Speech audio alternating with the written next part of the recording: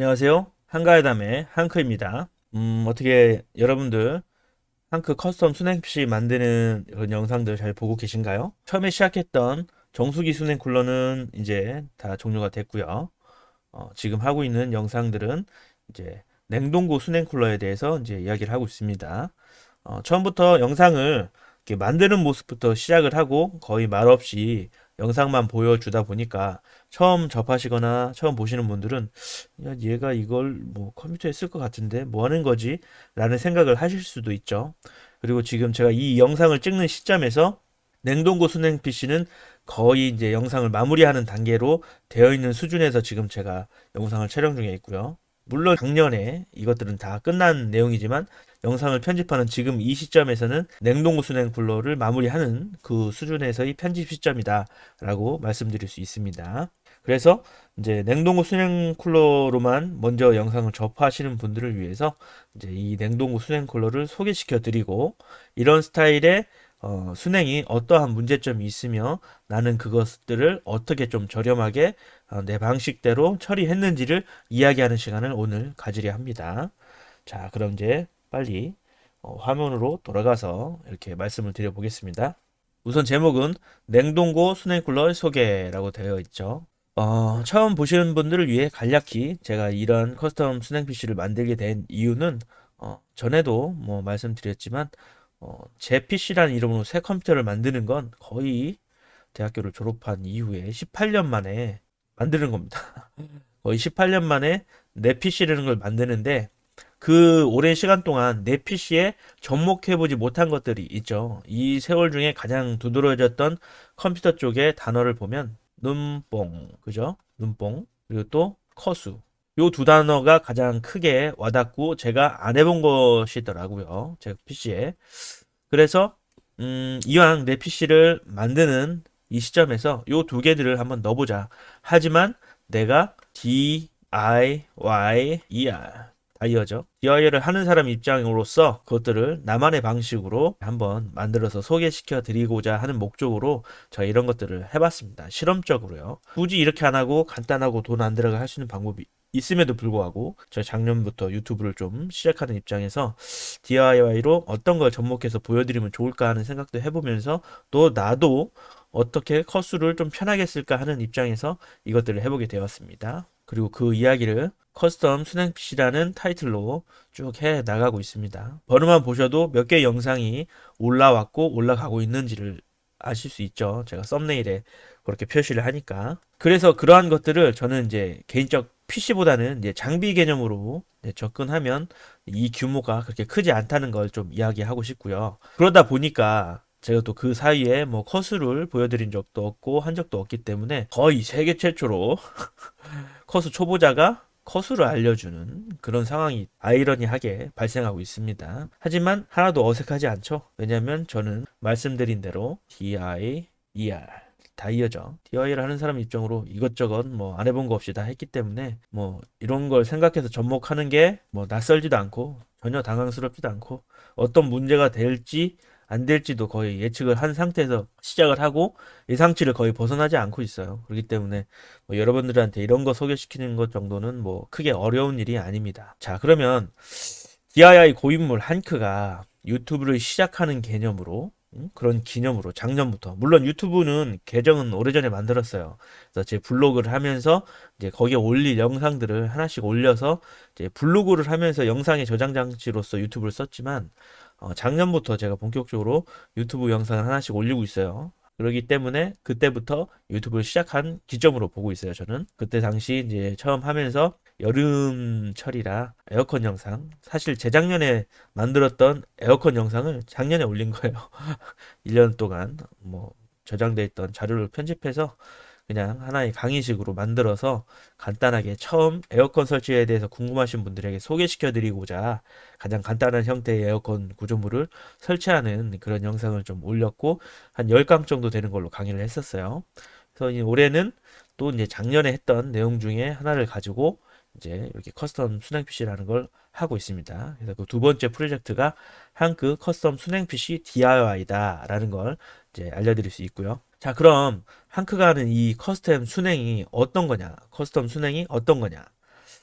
저는 뭐 컴퓨터를 좋아하는 사람 입장이고 또 컴퓨터에 대한 전공도 했던 사람이고 그러기 때문에 이 PC에 대한 어떤 것들에 대한 마음이 항상 마음속에 있어요.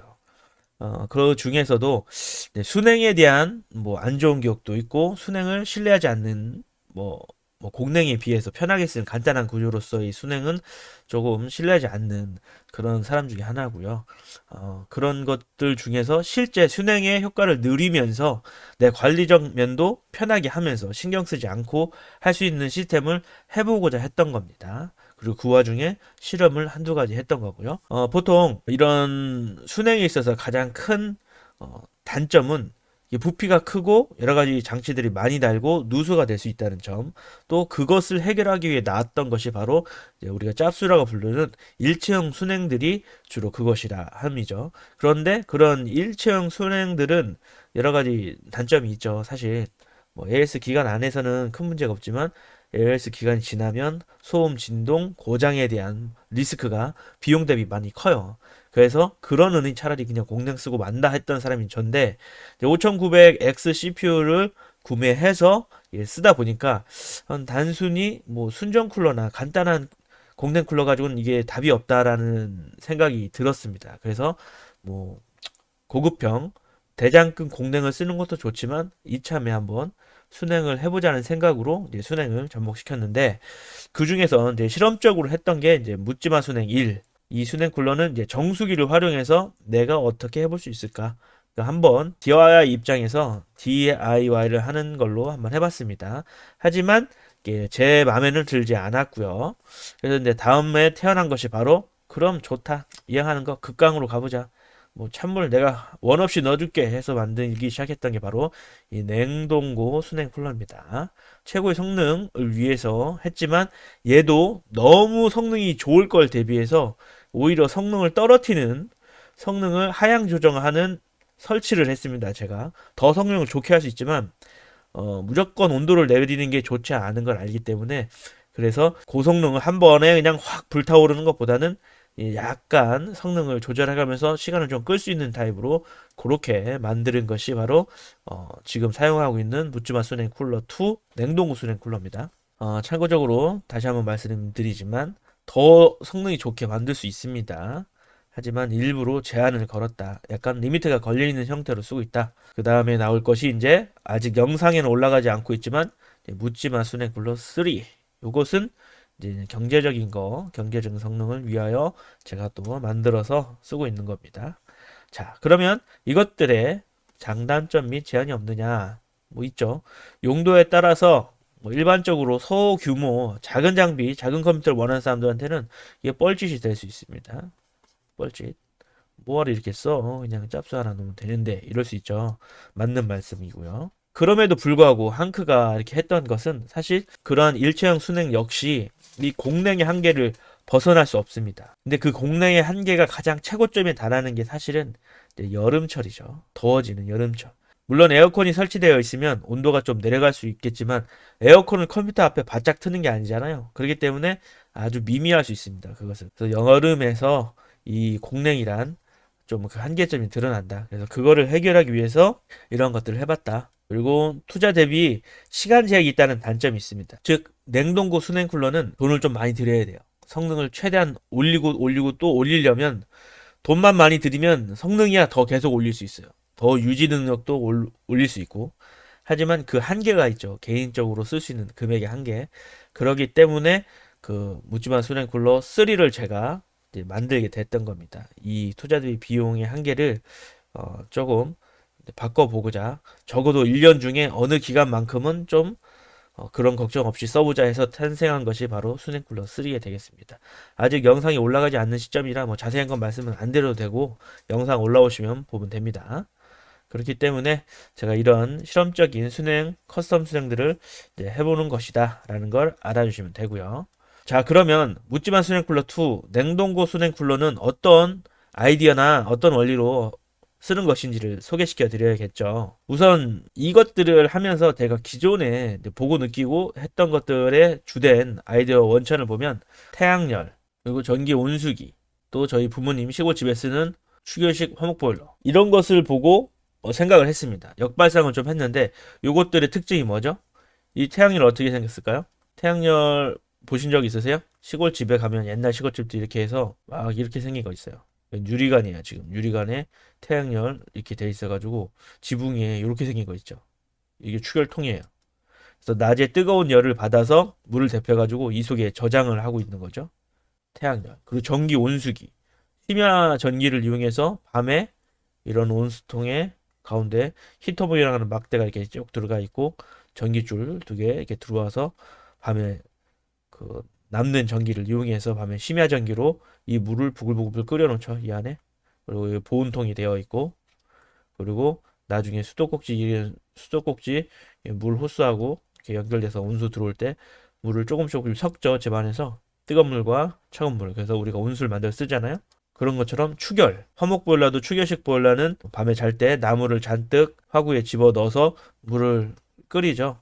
그리고 뭐 밤에 자기 전에 넣어놓고 아침까지 나물 불이 꺼지더라도 따뜻한 물이 존재할 수 있도록 해주는 추결. 그래서 이 추결 개념을 저는 생각을 했습니다. 추결. 열을 모아놓는다. 그래서 반대로 컴퓨터는 찬게 필요하니까 차가운 냉기가 필요하죠. 그렇기 때문에 저는 축냉이라고 이 개념을 생각해 봤습니다. 축냉. 그죠? 추결이 있다면 축냉도 되겠죠. 축냉을 하기 위해서는 어떻게 해야 되느냐. 그걸 생각했죠. 뭔가 차갑게 만드는 게 뭐가 있죠? 냉장고, 냉동고. 그죠? 그래서 처음에 생각했던 게 바로 저렴한 비용으로 해볼 수 있는 정수기에 그 물을 냉장시키는 물을 차갑게 만드는 기능을 이용해서 도전을 했던 겁니다. 근데 그 냉장 성능이 좀 떨어지니까 원하는 만큼의 성능은 안 나왔던 거고요. 그래서 이번엔 좋다 그러면 내가 센 걸로 갈게. 냉동고에다 만들었습니다. 냉동고에 어떻게 하느냐?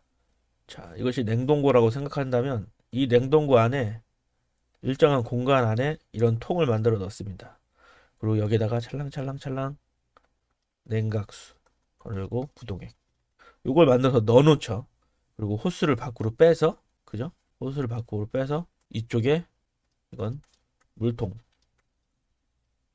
찰랑찰랑찰랑 호스가 되어 있어서 물이 들어갔다 나왔다. 그죠? 그리고 또 이쪽에는 컴퓨터 또 호스로 물이 들어갔다 나왔다. 이렇게 만든 겁니다. 뭐 이렇게 만드니까 조금 이해가 안 가나요? 자, 그럼 좀 더 자세히 그림을 그려볼게요. 이런 식으로 생긴 겁니다. 얘는 냉동고, 얘는 PC죠. 얘는 물통, 그죠? 쉽게 여기도 물통. 자, 이렇게 생겨서 냉동고가 이렇게 있으면 이 냉동고가 우리가 컴퓨터를 얼마나 쓰죠? 저 같은 경우는 하루 평균 컴퓨터를 많이 쓰면 4시간에서 8시간 사이를 쓴다고 보고요. 그러면 나머지 24시간 중에, 그죠? 이 8시간 빼면 얼마예요? 그러면 거의 16시간은 놀잖아요. 이 16시간 동안 이 냉동고가 냉각을 시킨다고요. 그러면 이 안에 물이 들어있으면, 물론 그냥 물은 얼어서 터지겠죠. 부동액이죠, 부동액. 부동액이 들어있으면 얘가 온도가 계속 차가워지죠. 얘는 마이너스 28도에서 마이너스 30도까지 온도가 내려가요. 엄청나게 찬 물통이 여기 들어가 있고 그 안에 물이 저장되어 있어요. 여기에 15리터의 물을 넣었어요. 얘는 5리터가 들어가 있고요. 그러니까 여기서 물이 15리터가 들어가 있고 여기에 기온이죠. 실온에 물이 5리터가 들어가 있어요. 컴퓨터가 딱 구동이 되면 여기서 물을 끌어갑니다. 끌어가는데 여기서 온도를 대충 뭐 13도에서 20도 사이로 물을 맞출 거예요, 제가. 공기는 28도 정도 되고. 그럼 실온보다 한 8도, 5도, 8도 이하에서 물이 주입되게 만들면 일반적으로 커스텀 순행들에 비해서 얘가 물이 더 찬물이 들어갑니다. 공기보다 낮은 온도를 넣어주는 거예요.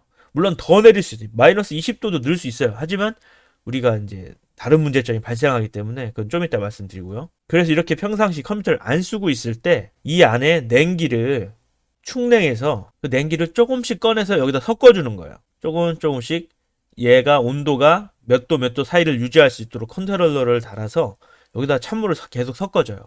그리고 여기 있는 물은 조금씩 계속 일로 들어가고요. 다시 이렇게 들어가죠. 일로 들어가서 일로 나오고 일로 들어가고 합니다. 물론 이 안에는 워터펌프 달려있고 여기도 워터펌프가 이렇게 하나 달려있고 이 안에도 워터펌프가 하나 달려있어요. 저는 이제 용량이 작은 워터펌프를 2개를 씁니다. 그래서 각각 기능이 달라요. 그래서 이 안에 들어가서 이 안에 있는 걸 꺼내고 넣어주고 그렇게 해서 사용합니다. 즉 충냉은 이런 식으로 이용해서 제가 쓰고 있다. 규모가 엄청 크죠. 필요한 사람만 써요. 저는 이제 냉동고가 필요해서 냉동고를 사야 되고 하는 입장에서 이 냉동고를 이제 공유해서 씁니다. 제가 좋아하는 쭈꾸미, 사랑하는 쭈꾸미를 이 속에 저장하고 또 그 안에 물통도 저장하고 그래서 일석이조로 저는 쓰기 위해서 이걸 생각을 해냈어요. 충냉 기능을 이용한다. 대신 이거에 단점도 있죠. 시간이 중요합니다. 이거 계속 24시간 돌리는 컴퓨터는 못 써요. 얘가 온도를 내릴 시간을 줘야 되는데 계속 뜨거운 걸 공급하면 이 답이 없습니다. 이 냉동고가 훨씬 큰 냉동고를 이용해야 되기 때문에 그래서 저는 이제 제 컴퓨터를 사용하는 사이클 그 시간에 맞게끔만 유지할 수 있도록 세팅을 했습니다. 돈 많으신 분들은 이 냉장고 안에 더 큰 용량의 냉장고를 쓰시던가 아니면 냉동고를 쓰시던가 아니면 물을 더 넣어서 쓰시면 되겠죠. 시간을 늘리려면. 하지만 그만큼 스탑하는 시간도 있어야 된다.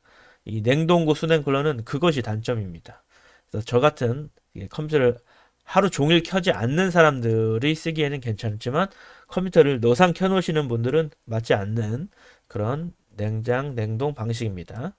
자, 어떻게 대충 이해는 가셨나요? 냉동고 수냉쿨러의 활용에 대해서 바로 이제 충냉 기능이 핵심입니다. 내가 냉기를 축적시켜서 그걸 조금씩 끌어다가 물에 섞어서 원하는 온도를 만든다. 원하는 온도의 물을 만드는 겁니다. 저는 그것을 상온, 기온보다 마이너스 5도 정도에서 마이너스 10도 이 정도 안에서 이제 조절해서 쓰는 타입이에요. 물을 마이너스로 만든다는 게 아니라 물을 기온, 내 실내, 집의 실내 온도보다 5도에서 10도 사이로 낮게 만들어서 사용한다. 그러면 적절하더라. 그러면 왜 더 온도를 내리지 않냐? 너 마이너스 뭐 28도 어쩌고 한다며. 그거에 대해서 한번 얘기해 볼게요. 이런 냉동고 수냉 쿨러는 물론 제가 작업을 시행하기 전부터 어떠한 문제점이 생길 거라는 걸 알고 있었어요. 그렇기 때문에 어떻게 해결을 할까도 생각하고 시작을 했고요. 냉동고 수냉 쿨러의 문제점과 그 해결 방안, 한 크 저의 해결 방안이죠. 다른 방법이 있을 수 있습니다. 물론 돈이 더 많이 들어가야 될 수도 있고요.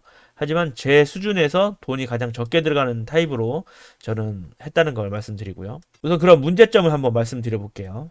이러한 냉동고 수냉 쿨러, 극저온으로 인해서 발생하는 냉동고 수냉 쿨러의 문제점, 바로 이러한 저온으로 인한 이슬점이 발생한다. 아시겠죠? 물이 차가우니까 당연히 한 것이 노출되면 공기 중에 수분과 닿아서 이슬점 이하로 온도가 내려가면 결로가 생기죠. 결로.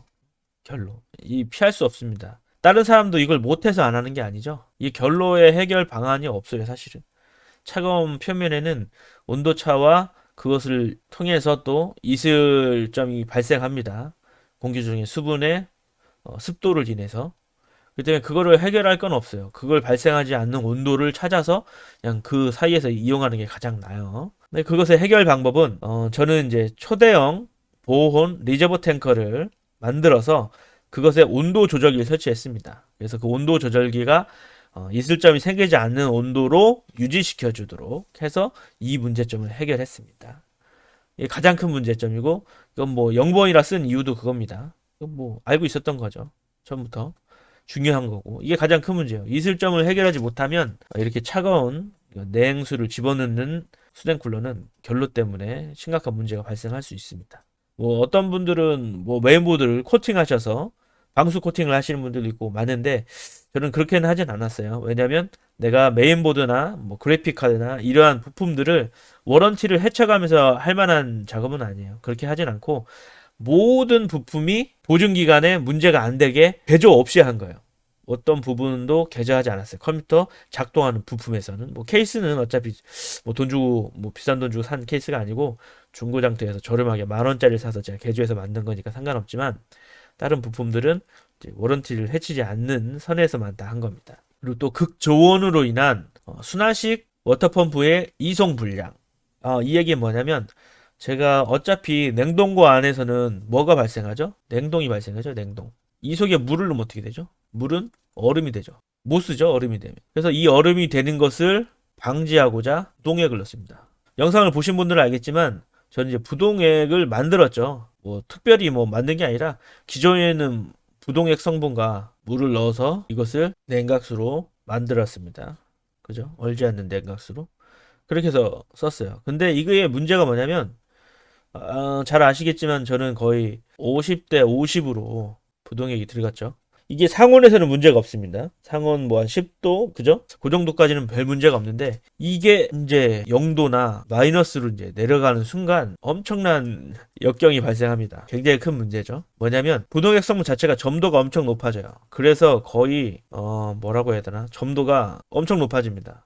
물처럼 흐물흐물거리는 게 아니라 약간 죽처럼 돼요, 거의. 그렇기 때문에 이 순환식 안에 펌프를 이렇게 보면 이 안에 돌아가는 임펠러가 있죠. 날개가 이렇게 달려서 이 녀석이 이 순환식 워터펌프는 점도가 높으면 부하를 많이 받습니다. 부하를 많이 받기 때문에 회전 속도가 현저히 느려집니다. 순환의 역할을 못 해요. 이 가장 큰 문제점이었죠. 그래서 저는 고민 끝에 어떻게 이것을 해결했느냐. 가학식 펌프를 선택했습니다. 순환식 펌프는 물이 차 있고 그거를 임펠러가 회전하면서 보내줘요, 그냥. 근데 가압식 펌프는 진짜 말 그대로 펌핑을 합니다. 펌핑을 하기 때문에 점도하고는 물론 상관이 점도가 너무 높으면 문제가 되지만 점도하고는 큰 영향을 받지 않아요. 얘는 힘이 좋아요. 단점은 엄청난 소음이 발생해요. 좀 웡 하는 소음이 발생하는데 그것은 별도의 컨트롤러를 장착을 해서 RPM을 낮춰서 쓰면 됩니다. 어쨌든 점도가 높은 건 이 가압식 펌프를 쓴다. 이 가압식 펌프 어디에 쓰죠? 기름. 우리 경유나 뭐 이런 것들 보내는 모터 있잖아요. 이 가압식 펌프를 주로 씁니다. 그러면 펌핑에서 밀기 때문에 점도가 좀 있어도 경유 점도가 있잖아요. 경유 점도가 있어도 밀어붙이는데 큰 문제가 없어요. 그래서 저는 가압식 펌프를 사용하였습니다.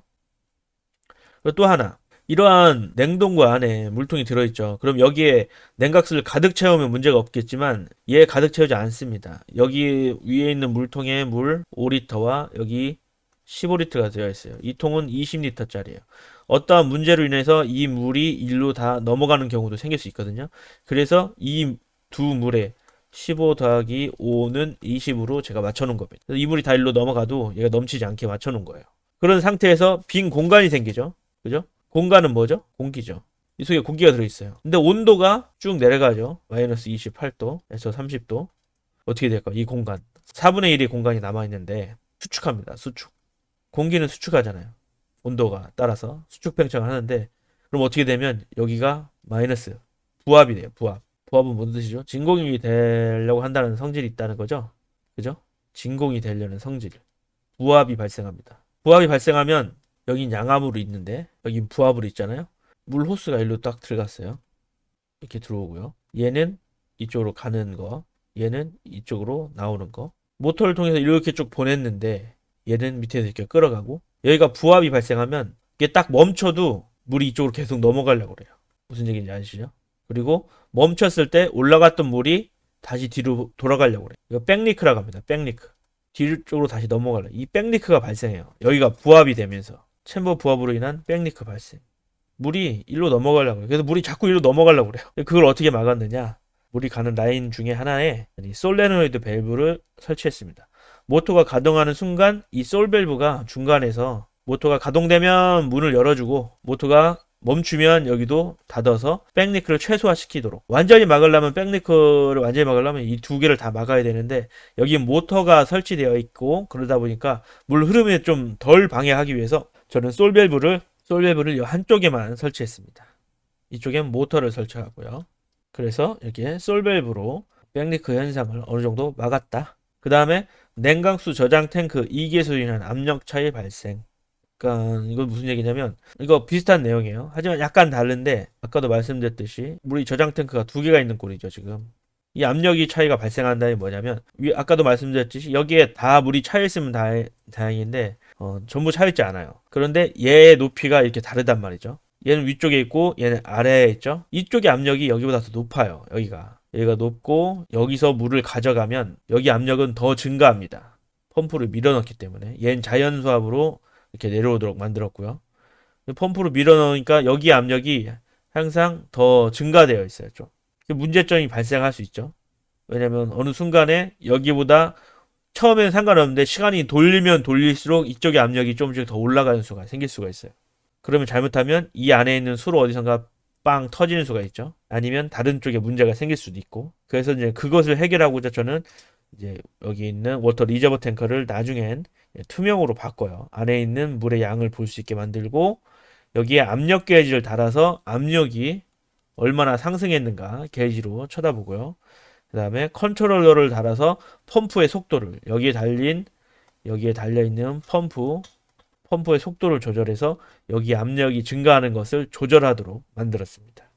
그래서 한 번 더 문제점을 말씀드리다 보면 저온으로 인한 결로, 극저온으로 인한 순환 펌프 이송 불량, 그리고 저온 시 챔버 부합으로 인한 백리크 발생, 냉각수 저장통 2개소의 높이 차이로 인한 압력차 발생, 이런 것들의 문제점이 발생하더라. 이러한 문제점을 해결하기 위해서 항크가 했던 것은 가성비 위주로 리저브 탱크와 온도 조절기 설치하고 가압식 펌프를 하나 설치해서 듀얼 펌프로 작동하게 만들었고, 솔밸브를 이용해서 백리크를 예방하고 투명 창과 압력 게이지 설치와 모터 컨트롤러 설치로서 압력이 증가하는 것을 관찰하고 제어할 수 있도록 만들었다. 그것이 제가 이 냉동고 수냉쿨러를 사용하면서 발생했던 문제점 해결 방안이 되겠습니다.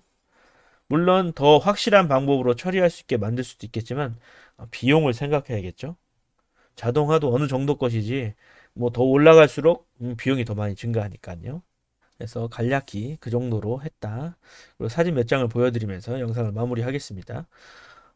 참고로 이것은 이제 해당 장치들을 연결하면서 썼던 전선이죠. 전선을 하네스 형식으로 만들어서 연결할 수 있도록 했습니다. 우선 여기서 보시면 여기 단자, 요 단자, 요 단자, 요 단자가 보이죠. 이건 이제 전력을 일로 공급을 합니다. 그러면 전선이 두 갈래로 갈라지죠. 여기 보면 이쪽도 장치 하나, 장치 2를 달 수 있는, 두 개를 달 수 있는 하네스를 만드는 겁니다. 전력 공급을 해서 이쪽에 플러스, 이쪽에 마이너스를 공급해서 두 개의 장치를 연결을 하고 만들었고요.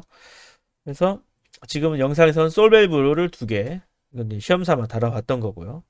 두 개 다니까 확실히 딱 막히겠죠. 이렇게 솔밸브 두 개를 장치로 달아서 쓸 수 있다. 근데 저는 이제 아래쪽에 출수구 쪽에 솔밸브 하나를 달았습니다. 그리고 이렇게 가압식 펌프 두 개를 준비했고요. 아까 이곳에 펌프 두 개를 달을 수도 있고 이렇게 솔밸브 두 개를 달을 수도 있고 또 펌프 두 개를 달을 수도 있습니다. 근데 자기 상황에 맞게 쓰면 되겠죠. 저는 다음 사진에서 보시는 것처럼 여기다가 펌프 하나를 달았습니다.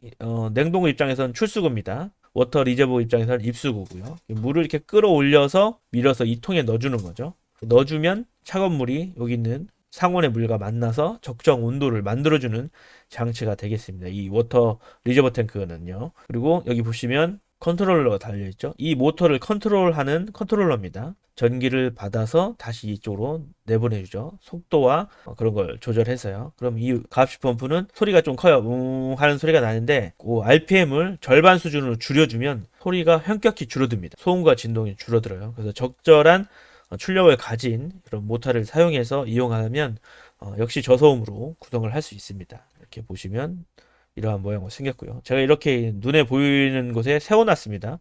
어차피 뭐 누구한테 파는 제품은 아니고요. 저 혼자 쓰면서 관찰하는 목적이기 때문에 펌프도 투명으로 돼서 속이 보이는 제품을 선택했고요. 그리고 이렇게 세워서 내가 볼 수 있는 위치에 놨어요. 항상 순행은 어떤 문제점이 발생했을 때 한 번에 눈에 보일 수 있는 구동을 하는 게 가장 중요합니다. 눈에 안 보이는 곳에서 물 터져 빠져가지고 문제가 생기면 이 냉각수 좀 비싸요. 제가 만든 냉각수인데 1리터에 한 10,000원 정도 들였어요. 만든 것 치고는 되게 비싼 거예요. 1리터에 10,000원, 20리터죠. 얼마요? 냉각수만 20만 원이 들어갑니다. 그렇기 때문에 아깝죠. 이거 흘려 내버리면 안 됩니다. 그리고 그래서 눈에 항상 위험 윈자가 있는 곳은 눈에 보이도록 한다. 그게 목적이었고요. 이렇게 설치를 해서 쓰는 겁니다. 또 이 도어를 열 때 냉동고 열 때 간섭 받으면 안 되잖아요. 그래서 벽 쪽에 세워서 붙여놓은 겁니다. 문 열 때 간섭 받지 말라고. 그래서 이러한 형태로 만들었다. 그래서 냉동고 수냉쿨러의 문제점은 있고 그 문제점을 해결해서 써야 한다. 그러니까 무턱대고 이제 따라할 만한 그러한 쿨러는 아닙니다. 물론 용도에 따라 필요한 사람한테는 요긴한 그런 쿨러가 될 수 있습니다. 하지만 제한성은 있다. 그리고 문제점도 있고 그것을 나는 이렇게 해결했다 라는 내용을 이번 영상에서 한번 말씀드려 봤습니다. 좀 뭐 잘 모르신 분한테는 부족한 내용일 수도 있지만 어느 정도 영상을 쭉 봐오신 분들에게는 충분히 이해할 수 있는 내용이라 생각되고요. 그래서 이런 것들을 한글은 이렇게 해결했다는 걸 알아주시면 좋을 것 같습니다. 뭐 오늘도 영상이 좀 길었을 것 같은데 아무쪼록 이해하시는데 큰 문제 없으시면 좋겠고요. 또 이렇게 하다가 이해가 안 가시면 그냥 물어보세요. 저 댓글 잘 달아주는 사람 중에 한 명입니다. 물어보시고 궁금증을 해결하세요. 이렇게 유튜브 영상을 올리고 하는 것은 이 공유잖아요. 지식과 정보, 그리고 서로 대화를 하면서 나의 지식 또 상대편의 지식을 같이 높이면서 윈윈하는 게 대화 토론의 목적이죠. 우리나라에서 가장 좋은 그런 옛날에 선비 정신이 뭐 나쁘게만 앉아서 놀고 먹고 떠드는 뭐 그런 걸로만 보지 마시고 내 지식과 남의 지식을 서로 토론과 대화로서 더 한 단계 올릴 수 있는 좋은 대화라고 생각을 하면서 저는 선비 정신을 받아들이고 있습니다. 그래서 예의만 갖춘다면 우리 모두 대화를 서로 나눌 수 있고요. 그 대화로 인해서 분쟁과 싸움이 발생하지 않는다면 우리한테는 큰 도움이 되는 대화가 될 것입니다. 그것이 바로 진정한 선비정신이죠. 이걸 깔아내려서 욕하시는 분들도 있겠지만 저는 이런 것을 장점을 부각시켜서 또 하나의 더 좋은 개념으로 승화시켜야 된다고 생각합니다. 그래서 어떤 대화 토론에서는 우리나라의 선비정신을 가지고 예를 갖춰서 서로 발전하는 대화와 토론이 되었으면 하는 마음을 늘 가지고 있습니다. 궁금하신 건 제가 모든 걸 설명드릴 수는 없잖아요. 모든 사람의 눈높이에서 얘기할 수도 없고 그렇기 때문에 적정한 수준으로 딱 제가 얘기를 던져놓으면 그걸 보시고 궁금하거나 배우고 싶거나 알고 싶은 분들은 대화하시면 됩니다. 댓글 대화달라고 있는 거죠. 욕하고 비난하라고 있는 게 아니라 그래서 대화로서 문의하시고 대화하고 제가 아는 걸 알려드리고 제가 모르고 상대편이 알고 있는 건 제가 배우면 됩니다. 또 쏙쏙 뽑아만 가는 사람은 도둑놈이죠. 그러지 마시고 알고 있는 거 두 개 얻었으면 하나는 또 나는 이렇더라 얘기해보고 아 그렇냐 좋은 경험이다라고 대화를 하는 그런 공간이 되었으면 좋겠습니다.